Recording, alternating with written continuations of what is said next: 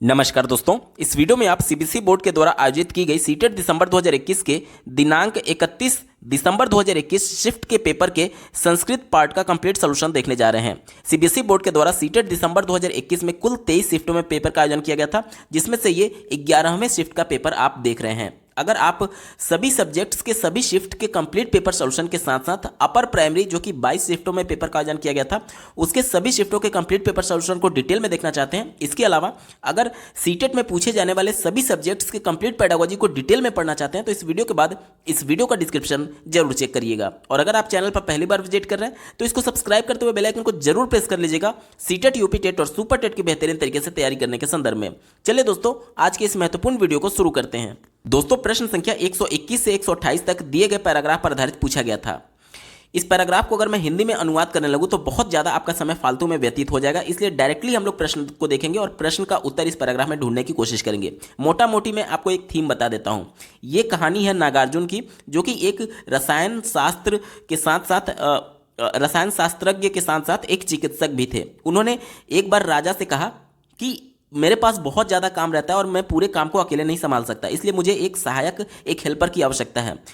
राजा ने कहा कि ठीक है, मैं तुम्हें हेल्पर प्रोवाइड करा दूंगा। कल 2 बंदे आएंगे और आप उनका टेस्ट ले लेना, परीक्षा ले लेना कौन योग्य है। तो उसके बाद से नागार्जुन ने कहा ठीक है। अगले दिन 2 बंदे आते हैं नागार्जुन के पास और उनमें से नागार्जुन पूछते हैं कि आप लोगों की क्वालिफिकेशन क्या है।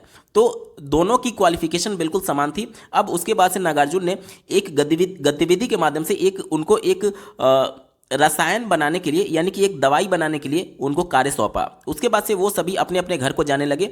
तो पहला जो अभ्यर्थी था वो रसायन बना करके ले आया दूसरे दिन, लेकिन दूसरा जो था उसके चेहरे पर कुछ मलाल था, वो रसायन बना करके यानी दवाई बना करके नहीं लाया था। जब इसका कारण नागार्जुन ने पूछा तो उस दूसरे वाले बंदे ने बताया कि रास्ते में मैं जा रहा था तो एक वृद्ध रोगी मुझे मिला, जिसको मैं अस्पताल ले गया और उसकी सेवा किया। इस वजह से मुझे टाइम ही नहीं मिला रसायन यानी कि दवाई बनाने के संदर्भ में। उसके बाद से जो नागार्जुन थे वो काफ़ी ज़्यादा इंप्रेस हुए इस दूसरे बंदे से, क्योंकि एक तरीके से जो चिकित्सा के क्षेत्र में, चिकित्सा का मतलब ही होता है कि दूसरों की सेवा भाव करना। तो इससे प्रभावित होकर के उन्होंने सेवा एक तरीके से सहायक के पद पर दूसरे वाले अभ्यर्थी को रख लिया था। यही पूरी कहानी है। पहला प्रश्न आप अपने स्क्रीन पर देख पा रहे होंगे, नागार्जुनः कस्मिन् विषये पृष्टवान, यानी कि नागार्जुन ने किस विषय में पूछा। यहां पर आप इसका उत्तर देख सकते हैं, नागार्जुनः तयो विद्या अभ्यास विषय पृष्टवान, यानी कि नागार्जुन ने उन दोनों से विद्या अभ्यास के बारे में पूछा था। दिए गए विकल्प में देखिए ऑप्शन नंबर 3 विद्याभ्यास विषय इसका बिल्कुल सटीक जवाब होगा। अगला प्रश्न पूछा गया था, द्वितीयः युवकः सहायकत्वेन किमर्थः स्वीकृतः, यानी कि जो दूसरा युवक था वो क्यों स्वीकार कर लिया गया सहायक के तौर पर। यहाँ पर आप इसका उत्तर देख सकते हैं। जो नागार्जुन थे उन्होंने बताया कि सेवा भावनाम बिना चिकित्सका कथम भवेत, यानी कि सेवा भावना के बिना चिकित्सक कैसा होता है। कथम मम सहायका भवेत, यह कह करके उन्होंने उसको सहायक के पद पर चुन लिया था। ठीक है, तो दूसरे बंदे को क्यों चुना गया, क्योंकि उसमें सेवा की भावना थी। ठीक है, दिए गए विकल्प में देखिए ऑप्शन नंबर 1 सेवा भावनाया इसका बिल्कुल सटीक जवाब होगा। अगला प्रश्न पूछा गया था, युवकाभ्याम केन मार्गेण गंतव्यः, यानी कि जो युवक थे वो किस मार्ग की तरफ आगे बढ़े। यहां पर आप इसका उत्तर देख सकते हैं, गमन समय राजमार्गेण एव गच्छतु, तो उत्तर क्या हो जाएगा, राजमार्ग की तरफ। ठीक है, दिए गए विकल्प में देखिए ऑप्शन नंबर 4 राजमार्गेण इसका बिल्कुल एप्रोप्रिएट जवाब होगा। अगला प्रश्न पूछा गया था, युवकाभ्याम मार्गे किम दृष्टम, यानी कि युवक ने मार्ग में किसको देखा। यहां पर युवक बता रहा है, राजमार्गेण अहम गच्छन आसम ततः एक वृद्ध रोगी दृष्ट। तो यहाँ पर जो दूसरा वाला बंदा था वो खुद बता रहा है कि राजमार्ग पर जाते समय मैंने एक वृद्ध रोगी को देखा था। किसको देखा था, वृद्ध रोगी को।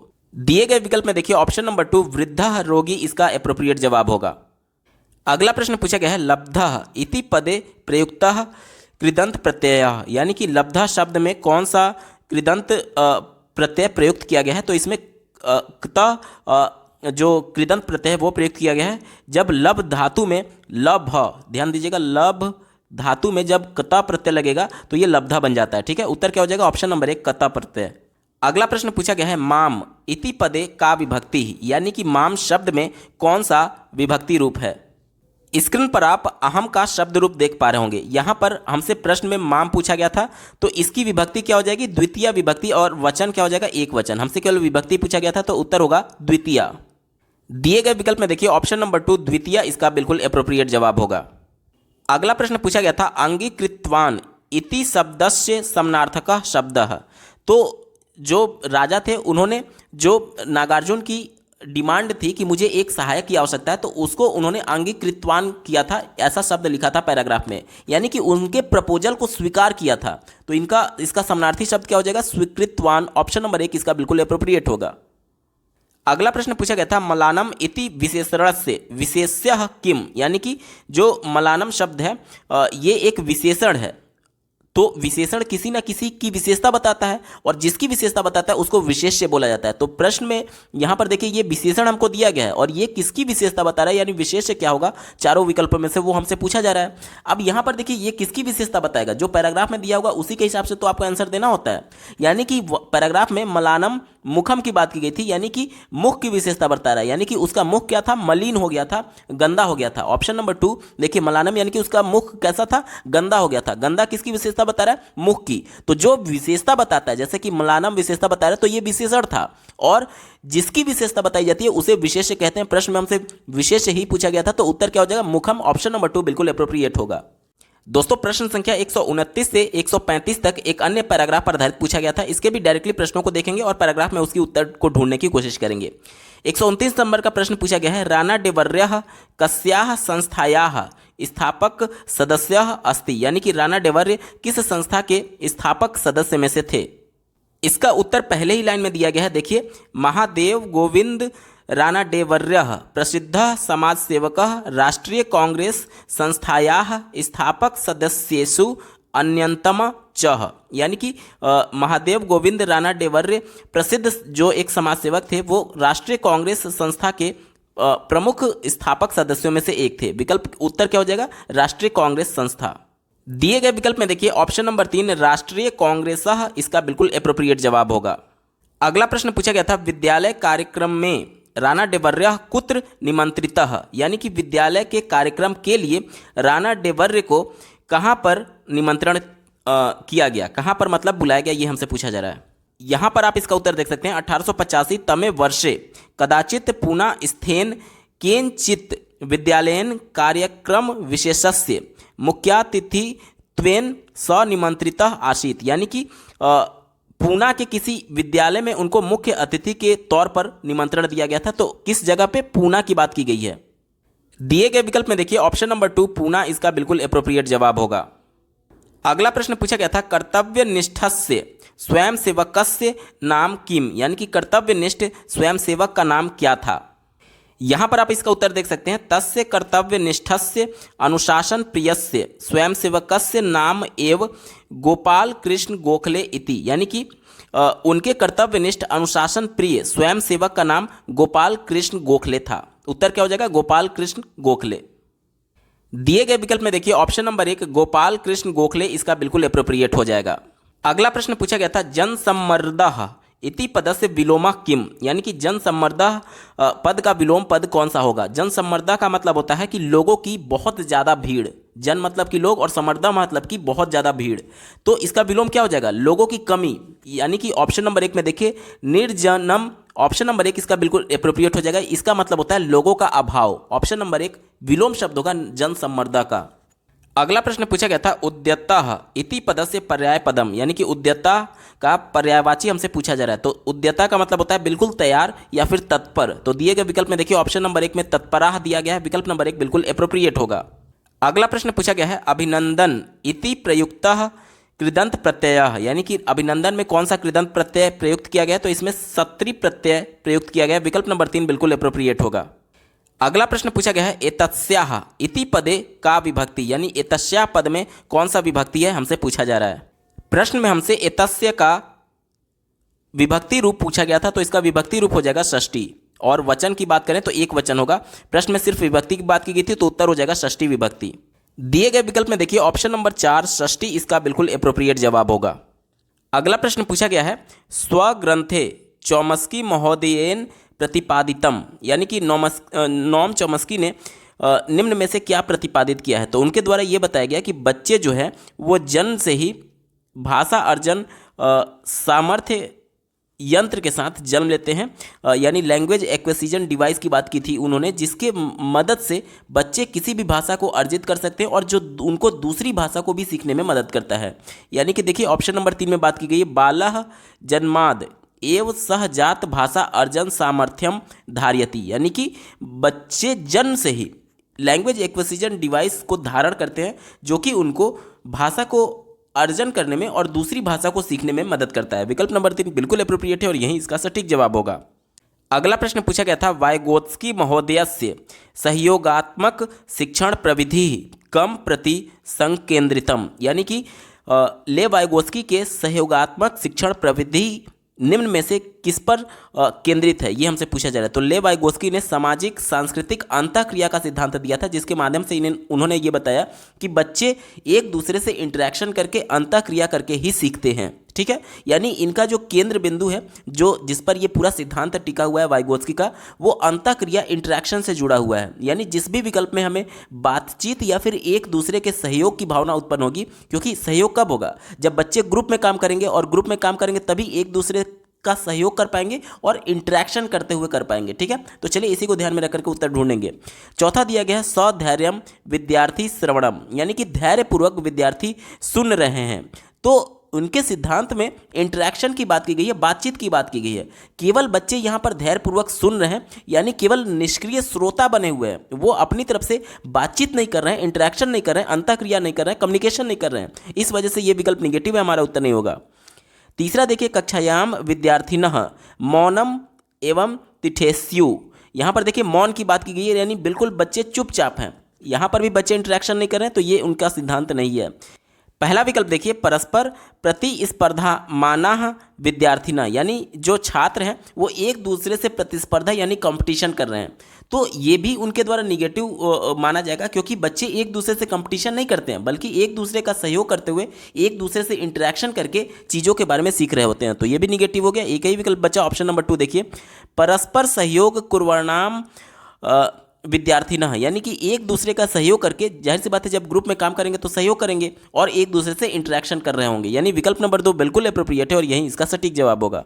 अगला प्रश्न पूछा गया था, एका प्रक्रिया रूपेण लेखनस्य विषय किम समीचीनम, यानी कि हमसे ये पूछा जा रहा है कि लेखन की जो प्रक्रिया है, लेखन का जो प्रोसेस है, प्रोसीजर है, उसके विषय में निम्न में से कौन सा एप्रोप्रिएट है, सही है, ये हमसे पूछा जा रहा है। तो देखिए लेखन के संदर्भ में सबसे पहले कुछ भी हमें लिखना होता है तो सबसे पहले हमारे माइंड में ब्रेन स्टॉर्मिंग होता है, जिसे हम लोग विचारोत्तेजन कहते हैं, यानी कि उत्तेजना। किस टॉपिक पर हमें लिखना है, सबसे पहले उस टॉपिक के बारे में हमारे माइंड में उत्तेजना होता है।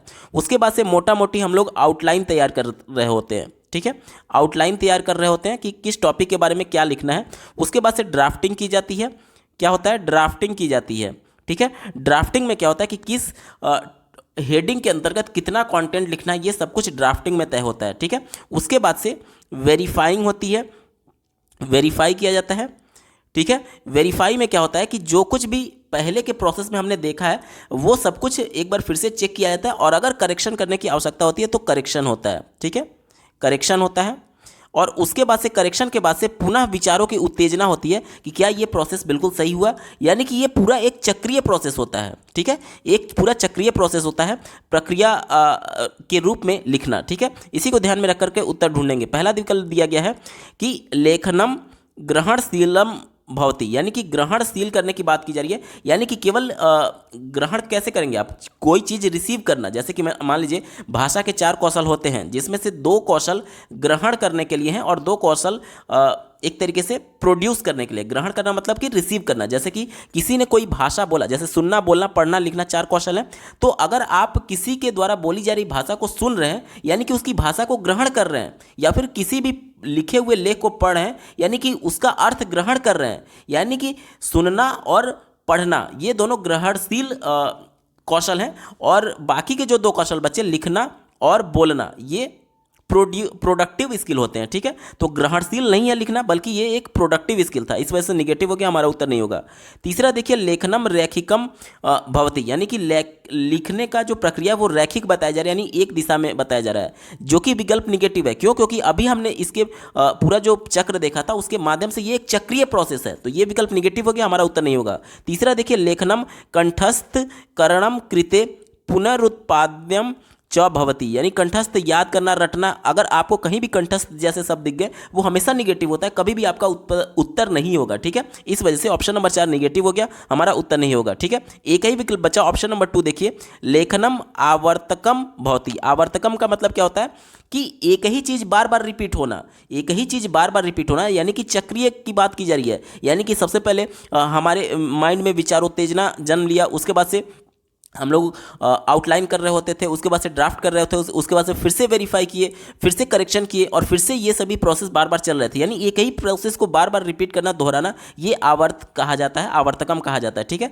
तो लेखन की जो प्रक्रिया वो चक्रीय है, और चक्रीय के लिए आवर्तकम यहाँ पर बिल्कुल अप्रोप्रिएट शब्द होगा, और इस वजह से यही विकल्प इसका बिल्कुल सही होगा। ऑप्शन नंबर 2 सही जवाब है। अगला प्रश्न पूछा गया था, कक्षायाम मुद्रित समृद्ध परिवेश विषय अधोलिखितेषु किम असमचीनम। देखिए, समचीनम की बात अगर रहती तो इसका मतलब होता है कि कौन सा दिए गए विकल्प में से सही है, लेकिन इसके पहले अ लगा हुआ है। अ का मतलब हो गया कि कौन सा सही नहीं है, निगेटिव सेंस में हमसे पूछा जा रहा है। ध्यान रखिएगा, प्रश्न ये निगेटिव सेंस में है, और इसी को ध्यान में रख करके उत्तर ढूंढेंगे। पहले तो ये समझते हैं कि मुद्रित समृद्ध परिवेश होता क्या है। तो इसे अंग्रेजी में प्रिंट रिच इन्वायरमेंट कहा जाता है। आप किसी भी प्राइमरी स्कूल में जाइएगा, चाहे प्राइवेट या फिर सरकारी, आपको उसकी बाउंड्री पर, उसकी दीवालों पर, जो कमरे होंगे उसके दीवालों पर, या फिर स्कूल के पूरे बाउंड्री पर विभिन्न प्रकार के आर्ट्स बने हुए दिखेंगे, विभिन्न प्रकार के कार्टून्स, अल्फ़ाबेट्स, वर्ण, ये सभी लिखे हुए मिलते हैं। इसी को हम लोग प्रिंट रिच इन्वायरमेंट बोलते हैं। बच्चों की कक्षा के अंदर भी ये सभी कलाकारी की गई रहती है। ऐसा क्यों होता है? क्योंकि बच्चे एक तो उनके लिए ये रुचिपूर्ण होता है, और दूसरे बच्चे कार्टून्स को या फिर जो उनके दीवारों पर अल्फ़ाबेट्स लिखे हुए हैं उनको देख करके वो लोग सीख रहे होते हैं, ठीक है। यानी कि ये मुद्रित समृद्ध परिवेश जो है वो बच्चों को सीखने में मदद करता है। इसी को ध्यान में रख करके उत्तर ढूंढेंगे। पहला दिया गया कि सार्थकम प्रमोद पूर्ण रीत्या भाषा शिक्षणाय बालकान सहायम करोति। देखिए, प्रमोद यानी कि आनंद आता है बच्चों को। अभी मैंने आपको बताया कि बच्चे उसमें रुचि लेते हैं, रुचि लेंगे तो जाहिर सी बात है आनंद आएगा। प्रमोद मतलब आनंद, और आनंद पूर्ण रीति है भाषा शिक्षण के संदर्भ में, और ये बालकों की सहायता करता है। ये बात तो मैं आपको पहले भी बता चुका हूँ, यानी ये पॉजिटिव हो गया। और चूंकि प्रश्न हमसे निगेटिव सेंस में पूछा गया था, इस वजह से ये हमारा उत्तर नहीं होगा।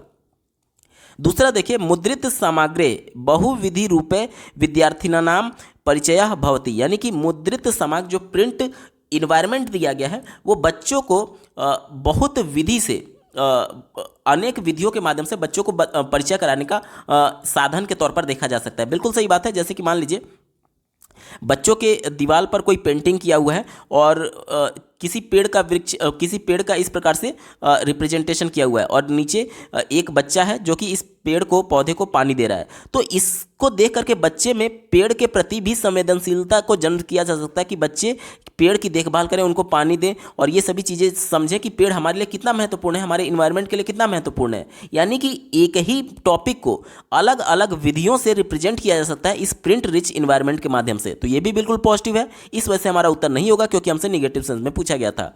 तीसरा देखिए, पाठ कौशल विकासार्थम सहायतम करोति, यानी कि जो पढ़ने का कौशल है, जो पठन का कौशल है, उसमें सहायता उत्पन्न करता है। जाहिर सी बात है। देखिए, ये चित्र था, फिर भी बच्चे चित्र को देख करके इस पूरे कॉन्सेप्ट को समझ पाए कि वो इन्वायरमेंट के प्रति और पेड़ पौधों के प्रति किस प्रकार से संवेदनशील हो सकते हैं। यानी कहीं ना कहीं चीज़ों को देख करके उसको पढ़ने का कौशल बच्चे में विकसित हो रहा है। ये चित्र था, बावजूद इसके इस चित्र को देख करके बच्चा इस कॉन्सेप्ट को समझ पा रहा है, इस कॉन्सेप्ट को पढ़ पा रहा है कि आखिर ये चित्र में दिया क्या गया है, ठीक है। तो ये भी विकल्प बिल्कुल पॉजिटिव है। इस वजह से हमारा उत्तर नहीं होगा, क्योंकि हमसे निगेटिव सेंस में पूछा गया था।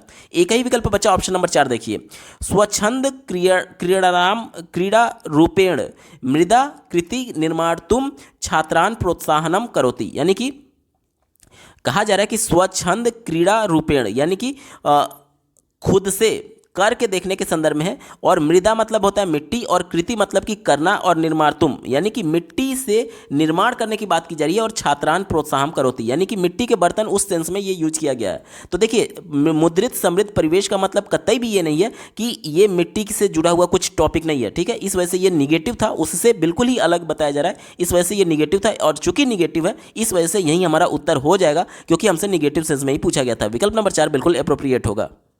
अगला प्रश्न पूछा गया था भाषा शिक्षणे अवबोध्य निविष्टि इति अवधारणा केन प्रतिपादितम, यानी कि भाषा शिक्षण के संदर्भ में अवबोध निवेश, निविष्टि मतलब होता है निवेश की अवधारणा किसके द्वारा प्रतिपादित की गई है, तो ये स्टीफन क्रेसन के द्वारा किया गया है। विकल्प नंबर 2 यहाँ पर बिल्कुल एप्रोप्रिएट हो जाएगा, विकल्प नंबर 2 सही जवाब है।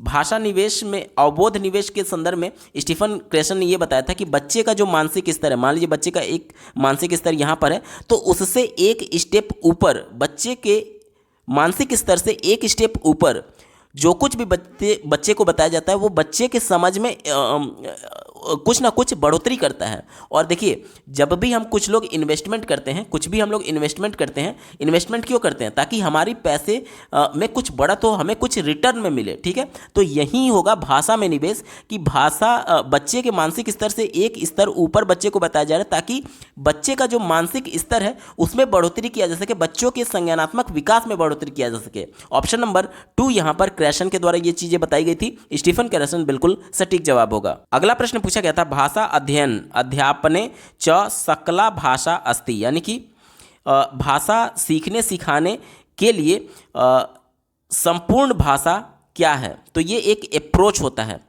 ऑप्शन नंबर 3 देखिए उपागम यानी कि अप्रोच, इसका बिल्कुल एप्रोप्रिएट जवाब हो जाएगा। अगला प्रश्न पूछा गया था पाठस्य पठन विषय द्रुत पठनम अस्ति, यानी कि पाठ को पढ़ने के संदर्भ में द्रुत पठन क्या है, तो देखिए एक होता है विस्तृत पठन और एक होता है द्रुत पठन।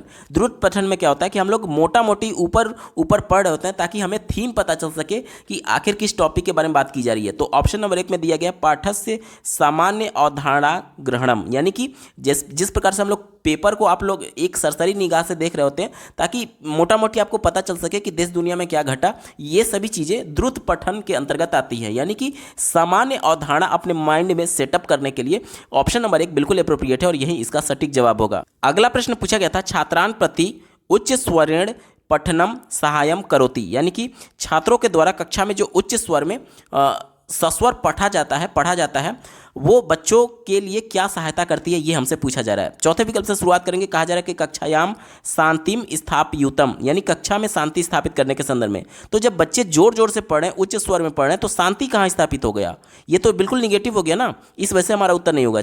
तीसरा विकल्प देखिए पठन वस्तुनः अवबोधनार्थम, यानी कि जो लेख बच्चा पढ़ रहा है, जो पाठ बच्चा पढ़ रहा है, उसके अर्थ को ग्रहण करने के संदर्भ में कहा जा रहा है। अवबोध यानी कि अर्थ ग्रहण करने के संदर्भ में कहा जा रहा है। तो जब बच्चे मौन पाठन करते हैं तब बच्चे ज़्यादा अर्थ ग्रहण करते हैं। क्योंकि जब बच्चे कक्षा में उच्च स्वर में जोर जोर से बोल रहे हैं, सस्वर पाठन कर रहे हैं, तो उनका पूरा फोकस तेज बोलने में होता है, ना कि अर्थ ग्रहण करने के संदर्भ में। तो अवबोध अर्थ ग्रहण करना जो है वो मौन वाचन से संबंधित है, उच्च स्वर वाचन से संबंधित नहीं है, ये भी निगेटिव हो गया। दूसरा देखिए कक्षायाम स्वाधिकरणम प्रदर्शनाय, यानी कि अपनी अथॉरिटी दिखाने की बात की जा रही है, इसलिए बच्चे उच्च स्वर में पाठन करने के लिए ये उनमें सहायता करता है कि बच्चे अपनी अथॉरिटी दिखाएं। तो ये भी विकल्प निगेटिव है, इसका कोई भी लेना देना नहीं है। एक ही विकल्प बचा ऑप्शन नंबर 1 देखिए छात्रेभ्यः शब्दकोश निर्मार्थम उच्चारण प्रगते च, यानी कि बच्चों का जो उच्चारण यानी कि जो प्रोनाउंसिएशन है उसमें इम्प्रूवमेंट होता है, बच्चे सही तरीके से उच्चारण करना सीख जाते हैं। साथ ही साथ बच्चों के शब्दों के शब्दकोश के निर्माण में ये मदद करता है, यानी कि वोकैबलरी को इन्हेंस करता है, और साथ ही साथ बच्चे का प्रोनाउंसिएशन स्किल इससे डेवलप होता है सस्वर वाचन से, तेज तेज पढ़ने से, उच्च स्वर से। ऑप्शन नंबर 1 बिल्कुल एप्रोप्रिएट है और यही इसका सटीक जवाब होगा। अगला प्रश्न पूछा गया था पियाजे महोदयस्य भाषा विकास सिद्धांतेन अनुसारम भाषा शिक्ष्यते, यानी कि भाषा विकास के जीन पियाजे के सिद्धांत के अनुसार भाषा किस प्रकार से सीखी जाती है, किस प्रकार से सीखते हैं बच्चे, ये हमसे पूछा जा रहा है।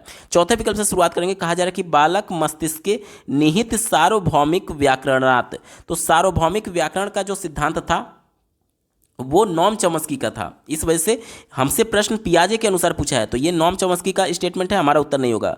तीसरा देखिए, त्रुटिपूर्वकम प्रयास करना थी, ट्रायल एंड एरर मेथड जो है वो व्यवहारवादियों का है और जीन पियाजे जो है वो संरचनावाद से जुड़े हुए हैं, तो ये भी हमारा उत्तर नहीं होगा। दूसरा देखिए, सामाजिक अंतःक्रिया प्रक्रिया चह, ये सामाजिक अंतःक्रिया का जो सिद्धांत है वो लेव वाइगोस्की का सिद्धांत है और प्रश्न जीन पियाजे के अनुसार पूछा गया, तो ये भी हमारा उत्तर नहीं होगा। एक ही विकल्प बचा, ऑप्शन नंबर 1 देखिए, आत्मसात्करण और अनुकूलन करणात च, इसका बिल्कुल अप्रोप्रिएट हो जाएगा। आत्मसात्करण जिसे उन्होंने समावेशन का भी नाम दिया था, एसिमिलेशन, ये सभी वर्ड्स जो हैं वो पियाजे के हैं। ऑप्शन नंबर 1 बिल्कुल अप्रोप्रिएट है और यही इसका सटीक जवाब होगा। अगला प्रश्न पूछा गया था, भाषा कक्षायाम शिक्षकः गृहभाषात् विद्यालय प्रयुक्त भाषायां संकल्पनानां कौशलानां च रूपांतरः विद्यार्थिभ्यः सुकर करोति तान उत्साह च प्रददाति अयम पद्धति। ध्यान से समझिएगा, हमसे ये कहा जा रहा है कि शिक्षक के द्वारा बच्चों का जो गृह भाषा है यानी जो मदर टंग है उसको विद्यालय में प्रयुक्त करते हुए संकल्पना यानी कि कॉन्सेप्ट को और कौशल को एक तरीके से बच्चों को बताया जा रहा है, ठीक है, और उससे प्रारंभ किया जा रहा है। ये शुक्रम मतलब कि प्रारंभ किया जा रहा है, तान उत्साह च प्रददाति, और उसके बाद से बच्चों को प्रोत्साहित किया जा रहा है कि आप विद्यालय की लैंग्वेज को सीखिए। तो एक तरीके से यह पद्धति क्या कहलाएगी, मतलब कि बच्चों का जो मदर टंग है उसका प्रयोग करना विद्यालय में, ये बच्चों को किस प्रकार से मदद करेगा या फिर उसको समस्या उत्पन्न करेगा, ये हमसे पूछा जा रहा है।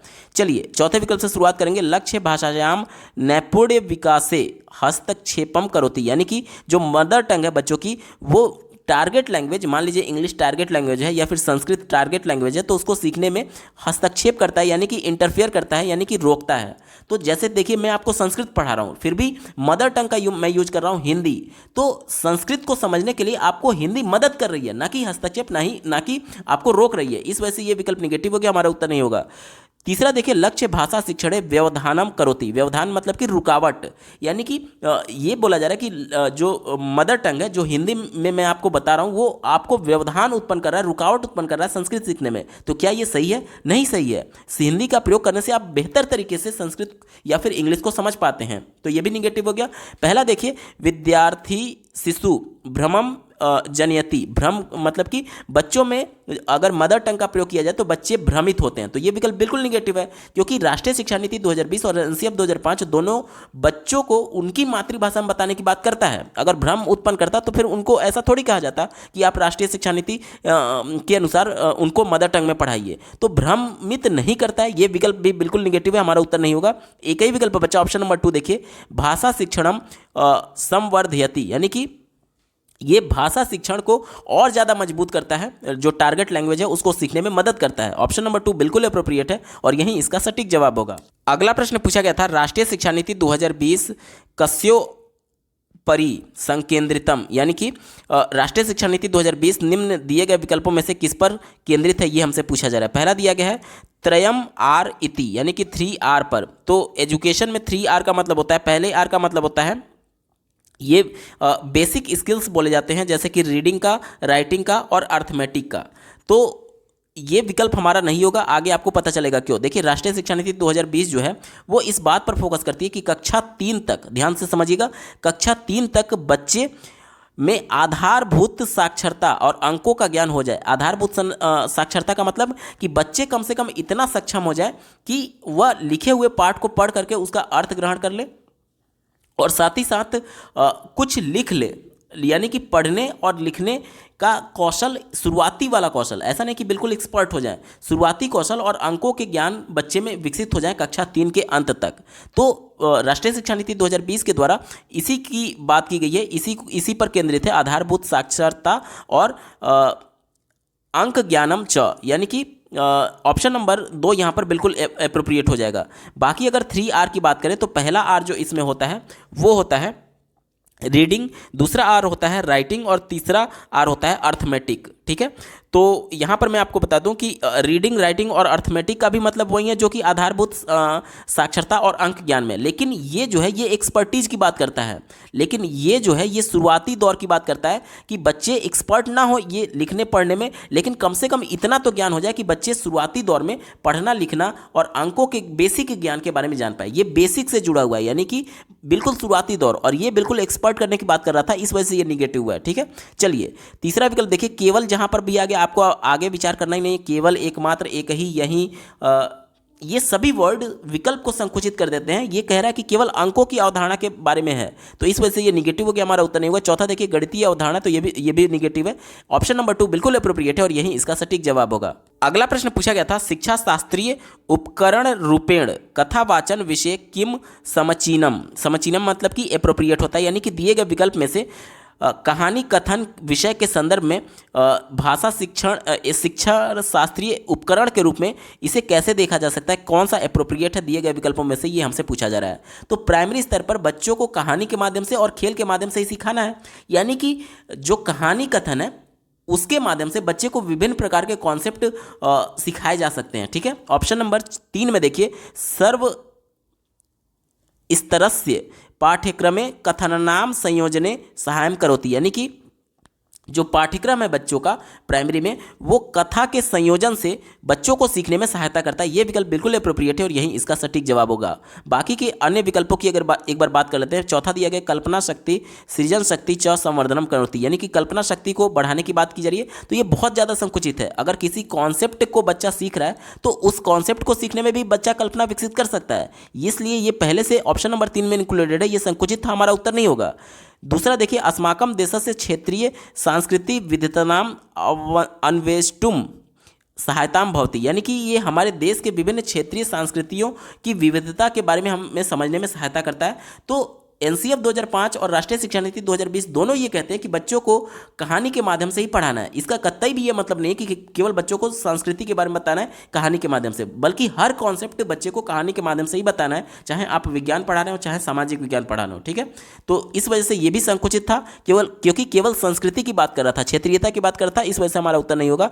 पहला देखिए, कथायाम नैतिक पाठम कंठस्थ करणेन सहायम करोति, कंठस्थ याद करना, रटना, ये सभी वर्ड निगेटिव होते हैं, कभी भी आपका उत्तर नहीं होगा। यानी एक ही विकल्प बच्चा, बच्चों को जो भी कॉन्सेप्ट बताना है बच्चों को कहानियों में पिरो करके बताना चाहिए, ताकि कहानी में बच्चे रुचि लेते हैं और रुचि की वजह से वह उसका अच्छे तरीके से अर्थपूर्ण अधिगम कर पाएंगे। ऑप्शन नंबर 3 बिल्कुल अप्रोप्रिएट है और यही इसका सटीक जवाब होगा।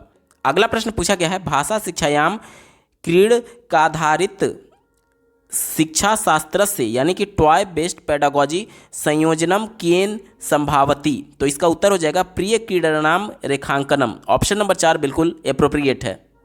अगला प्रश्न पूछा गया था, अधोलिखितेषु विद्यार्थिनानां श्रवण कौशलम मूल्यांकनाय उपयुक्तमः मूल्यांकन गतिविधि, यानी कि दिए गए विकल्पों में से कौन सा ऐसा विकल्प है जिसके माध्यम से बच्चों में श्रवण कौशल के मूल्यांकन का उपयुक्त मूल्यांकन विधि है, ये हमसे पूछा जा रहा है। यानी कि किस माध्यम से बच्चे के श्रवण कौशल को अच्छे तरीके से मूल्यांकित किया जा सकता है।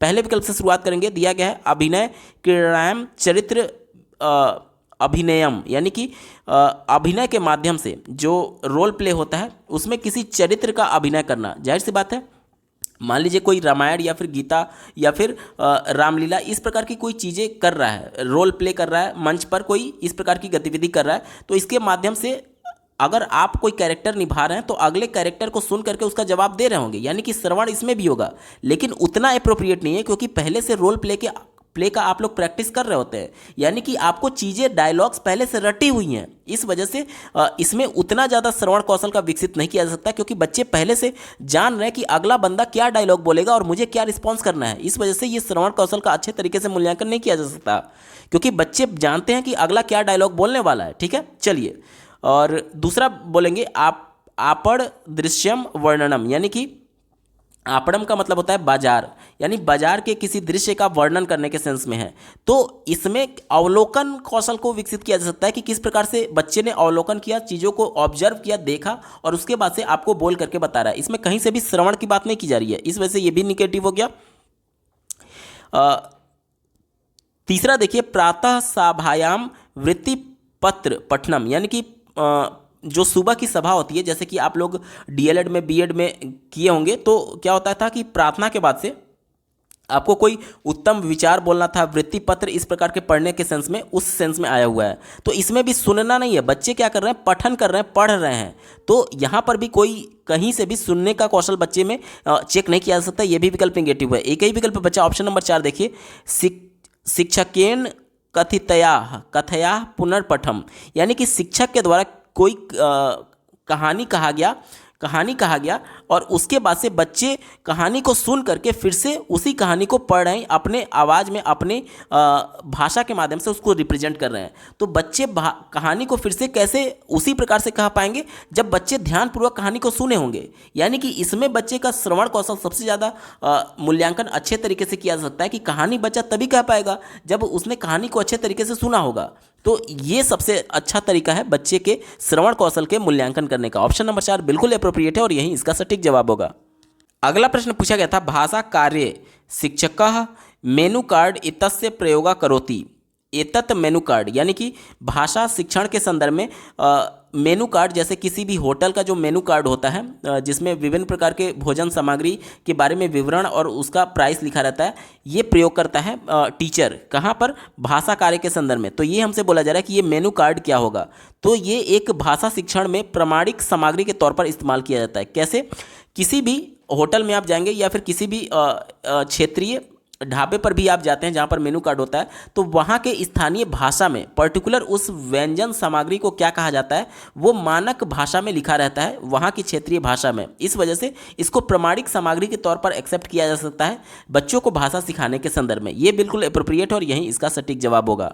दोस्तों, ये पेपर पूरा सॉल्व हो चुका है। आपको ये वीडियो कैसा लगा कमेंट के माध्यम से जरूर बताइएगा, क्योंकि आपका एक कमेंट मुझे मोटिवेट करेगा ऐसे ही महत्वपूर्ण वीडियो लाने के संदर्भ में। अगर आप सीटेट अपर प्राइमरी के सभी शिफ्टों के सभी सब्जेक्ट्स के कंप्लीट पेपर सॉल्यूशन को डिटेल में देखना चाहते हैं, इसके अलावा प्राइमरी में पूछे गए दिसंबर 2021 के सभी शिफ्टों के कंप्लीट पेपर सॉल्यूशन को डिटेल में देखना चाहते हैं, इसके अलावा सीटेट में पूछे जाने वाले सभी सब्जेक्ट्स के कंप्लीट पेडागोजी को डिटेल में पढ़ना चाहते हैं, तो इस वीडियो के बाद इस वीडियो का डिस्क्रिप्शन जरूर चेक करिएगा। और अगर आप चैनल पर पहली बार विजिट कर रहे हैं तो इसको सब्सक्राइब करते हुए बेल आइकन को जरूर प्रेस कर लीजिएगा, सीटेट, यूपी टेट और सुपर टेट के बेहतरीन तरीके से तैयारी करने के संदर्भ में।